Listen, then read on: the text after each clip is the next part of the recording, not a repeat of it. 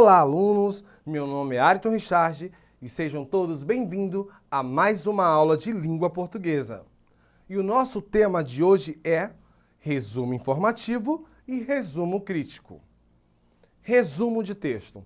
O resumo de texto é um mecanismo em que se aponta somente as ideias principais do texto-fonte, de forma que é produzido um novo texto, no entanto, de maneira resumida, abreviada ou sintetizada. Em outras palavras, o resumo é a compilação de informações mais relevantes de um texto original e não uma cópia. Podemos fazer o resumo de um livro, capítulo, conto, artigo, dentre outros. Alguns especialistas apontam que o resumo deve conter pelo menos 30% do documento original, ou seja, se um texto apresenta 10 páginas, o resumo deverá conter 3 laudas.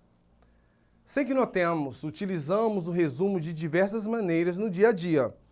Isso acontece, sobretudo, na linguagem informal, quando contamos um fato para os amigos, um filme que passou na televisão, o capítulo da novela ou do seriado, a aula em que não estivemos ou um livro que lemos e queremos indicar.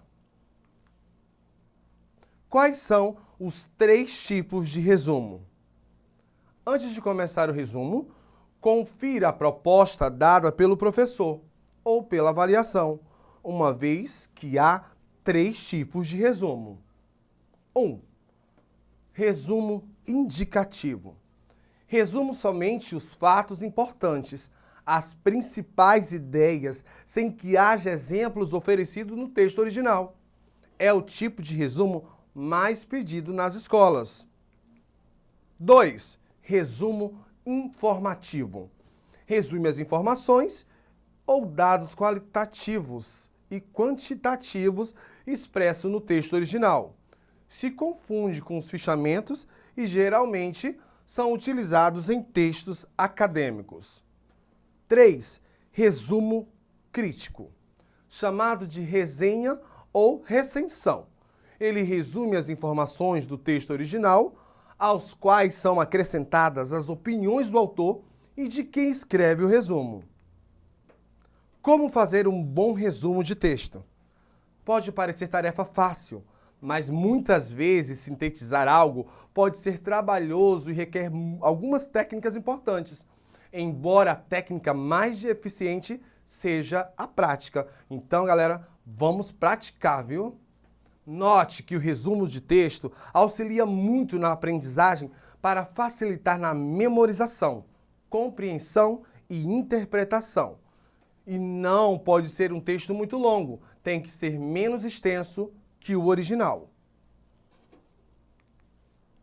Entretanto, tome cuidado, pois geralmente no resumo não devemos acrescentar ideias novas, ou seja, expressar opiniões ou fazer comentários pessoais sobre o assunto tratado. Esse tipo de apreciação é feita nas resenhas críticas, também chamado de resenho crítico. Além disso, convém não copiar trechos ou frases do texto original. Portanto, tenha autonomia para escrever com suas próprias palavras. De tal maneira, o resumo deve ter uma boa clareza de ideias, ou seja, uma pessoa que não tenha lido o texto original deverá compreender na totalidade o que foi lido. Assim, para auxiliá-lo nessa tarefa, segue abaixo, passo a passo, para a realização de um resumo. Primeiro, leia atentamente o texto original. A leitura atenta e calma é muito importante para começar essa tarefa e assim se familiarizar com o tema ou o assunto tratado no texto. Não adianta passar os olhos e querer resumir qualquer informação. Se necessário, leia novamente. Aliás, um resumo pode ser mais longo, se for de um livro, médio ou curto. 2. Marque as principais ideias do texto. Depois de lido, você deverá marcar as ideias principais de cada parágrafo, mas cuidado para que não fique muito extenso.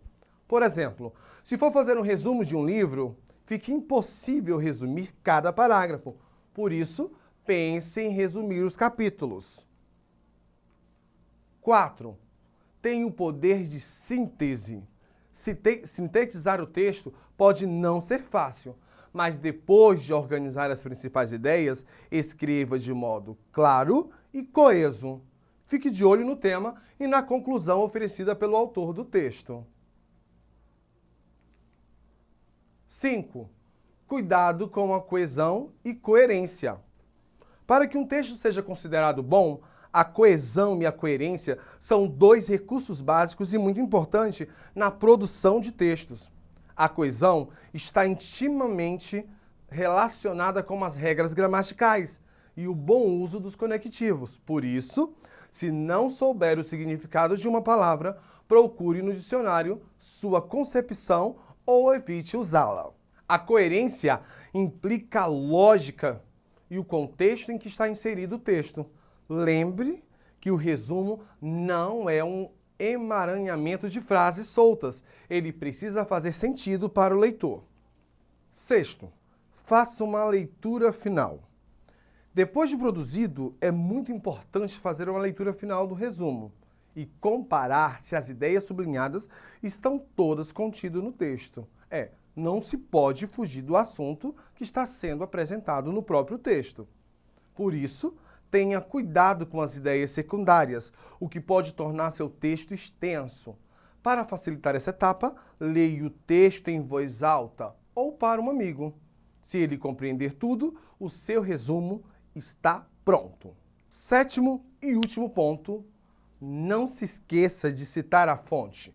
É muito importante indicarmos de onde surgiu o nosso resumo, ou seja, os dados dos textos que estamos resumindo.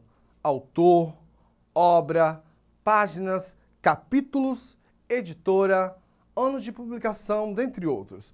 Geralmente, esse tipo de informação é mais utilizada nos textos acadêmicos, sendo chamada de bibliografia.